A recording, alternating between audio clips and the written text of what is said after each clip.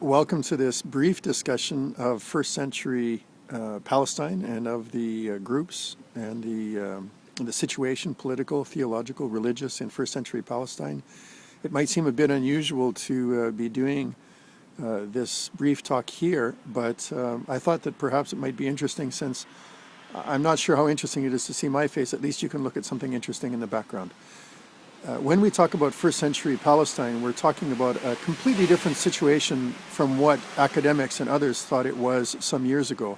In the middle of the last century, of the 20th century, there were stickers that sometimes pastors or others would wear. Maybe some of you saw those way back when, that said, "Think Hebrew." The idea was that instead of considering always what was going on in Athens, in terms of our own Greco-Roman background, that when we considered the New Testament, we were supposed to be thinking Hebrew, that is, thinking about the situation in Palestine, in Israel of the day, the first century, in Jesus' time. Unfortunately, we now know that that kind of a sticker, that kind of a lapel pin, is misplaced in its thought. And the reason is that first century Palestine, first century Israel, was in many ways a very culturally mixed area, and we've talked about this also in class, but it's been a learning of the last 60 years, I guess, that there was a great interpenetration of cultures in first century Palestine. It was called Palestine by the Romans, by the way, first century Israel, but it wasn't the ancient Israel of the Old Testament days. The first century area that that the Romans called Palestine. In any case, some of the discoveries, the archaeological discoveries, are what have clued us in to the fact that many areas, even within proximity to Jesus in Nazareth, were extremely Hellenized. And we talked about this also briefly in class. But the city Sepphoris was a very much a Hellenized city within range, very close range of the village of Nazareth. In many ways, Nazareth would have operated as a kind of a suburb, an outlying area to Sepphoris. In the first century, therefore, the Jewish population of Israel, of Palestine, was certainly exposed to Hellenism, and many Jews were extremely Hellenized themselves. And so to think of Jesus as living a kind of bucolic pastoral existence a long ways away from Hellenistic influence is simply wrong. In the first century, Judaism is it's also wrong for us to think about Judaism in the first century as being close to Judaism today. In the same way that Christianity has changed radically since the first century, Judaism did as well. And Judaism in the first century, some people prefer to talk about it, in fact, as judaisms, that is plural, much as there were Christianities in the first few centuries, as there are now. The Judaisms of the first century, the methods of belief, were many, but much of the information that we have about the first century Judaism comes, unfortunately, from one source, that is from Josephus, a historian who was, besides being a sycophant for the Romans, was our major source and is our major source for that time. Josephus outlined several groups in first century Palestine. He talked about the Pharisees, he talked about the Sadducees, he talked about the Zealots, and he talked about the Essenes.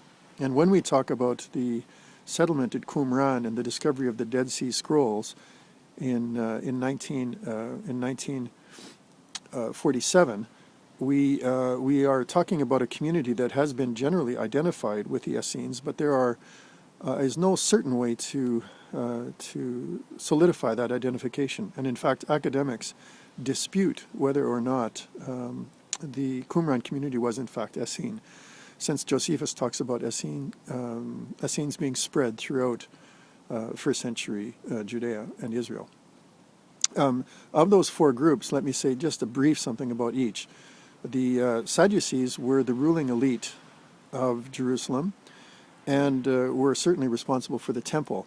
And as many groups in such situations do, the ones who hold power under occupation are the ones generally who have something in common or have made arrangements with the occupying powers. And so it was with the Sadducees. Religiously, Josephus reports that they did not practice a belief in the resurrection, but that that they were masters in general of the temple and of the council of the Sanhedrin. The Pharisees practiced holiness, were known for their piety in the outlying areas, which is interesting to Christians who grow up with such a negative picture of Pharisees. Practiced the law, believed in resurrection, in the resurrection of the body, I should say, and as I said, were well known for their piety. The Zealots were, as the name suggests, were political revolutionaries, and the Essenes were a fascinating group, and more needs to be said about them from Josephus's description. But they were described as those who lived a kind of communitarian or a socialist lifestyle. Before socialism would have been a proper word, but a communitarian lifestyle where, according to Josephus, they contributed to the common good and gave up private property, where they took vows, where they did not necessarily have children, but instead raised the children of others to replenish the community, and where they practiced where they believed that the temple had been corrupted, and therefore the community became a kind of spiritual temple. This, as it turns out, is something also that the first believers in Jesus practiced and believed. And it's possible that these ideas being in the religious milieu were also picked up by the Jesus followers. Especially this idea of the community being a temple became extremely important for those who were followers of Messiah Jesus in the first century, and we'll return to that later. Thank you for this time, and I hope you like those icicles. Does anyone know where this is? I'll give you a little bit of a look around.